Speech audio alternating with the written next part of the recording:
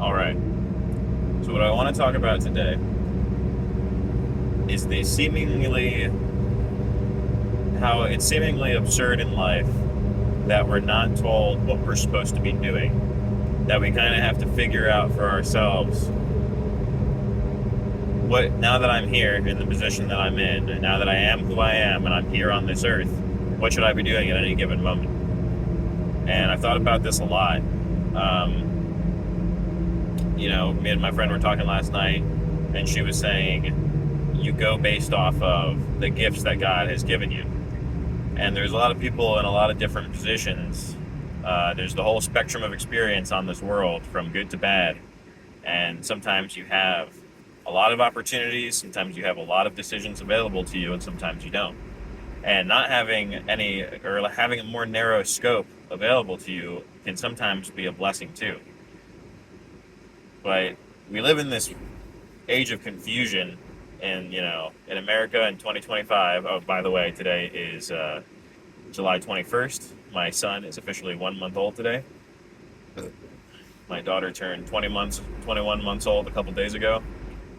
Um, and yeah, when I look at them, I see that they're full of potential, that they could do anything. But how do you decide? Because whatever you decide to do comes at the cost of everything else.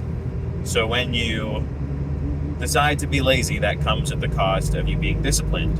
When you decide to be disciplined, sometimes that comes at the cost of you being rested. So when do you decide, and how do you decide what to do? Sometimes, especially in this age of America, where you can do anything, be anything, go anywhere. Like right now, I'm driving a car. I drive it to and from work mostly. That's one place in all of America. I could decide to drive to the Great Lakes in Ohio and just spend the day there and blow off my job if I wanted to, and that would come at the cost of my job, more likely than not. I'm sure they'd be understanding maybe once, but twice, I'd be out. So I've decided that I want to make this trip every day, Monday through Friday, in exchange for the paycheck. I don't really do things that I don't want to do, so I've decided that I do want to do that in the position that I'm in, with the money that I have in the bank, with the body that God has given me, with the people that I know. These are all tools, It's like when you set out to build a table, you look at what the tools you have, the selection of tools you have available to you, the wood materials that you have available to you. But it's really true of what you want to do in your life. And yeah, like more money, your location, your health, all of these things play a factor. And it's like, okay, well,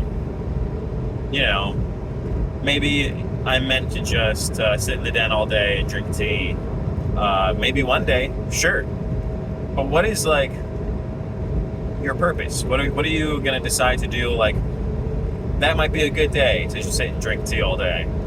But if you really wanted to do more than that, what would you decide to do? And then it's like, how much effort are you willing to put in? What are you really willing to change?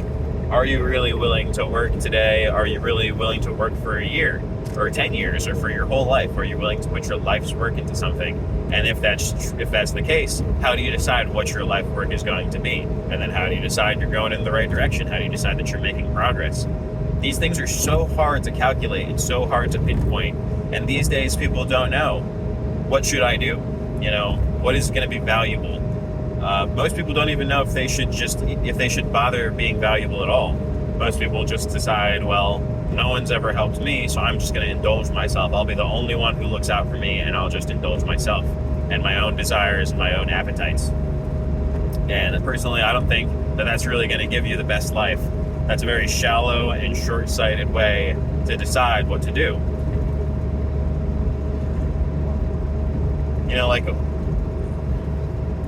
I don't know if I'll ever get any eyeballs on these videos, other than my children and my family and my friends and people who I meet in person, that I have the opportunity to in person say, oh yeah, go watch my video journals. But that would be like something that I would look at if I had 1 million viewers and I knew 1 million people were going to listen to me. I would make it more poignant about what I'm saying and what I think is the most valuable thing to be saying.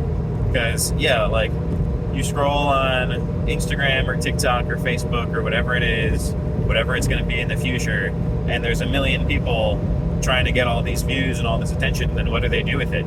They make people afraid, they make people self-conscious, they make people feel jealous and angry. A lot of the news just gets people all jacked up and they just lie anyway. So yeah, like, for me, for the first half of my life, I really didn't know what I had to offer anyone, and it felt like nothing. It felt like I shouldn't even bother a lot of times. But in the back of my mind, I felt like I should at least prepare for something bad that's going to happen, because I did feel isolated and alone, and sometimes I felt like a sense of impending doom, that the world is going to collapse or my world is going to end. And so I would try to be a little smarter, be a little more resilient, be a little stronger. And I did have other motivations and things that I was interested in that would compel me to not just lay in bed all day. But it all seemed kind of empty and formless for the majority of my life.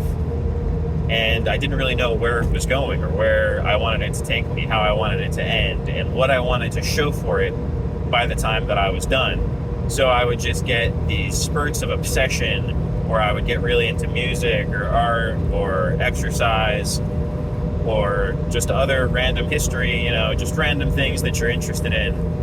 And I do believe, in a way, that guides us to our purpose, even though it's like basically never clear to us in this life. Like, at least for me, it's never like totally clear. I think that's a big reason why video games are so appealing and so addicting to so many people, is because of the clear objectives and the scoring system, the points, so you can see exactly where you're at, exactly how you hold up against other people.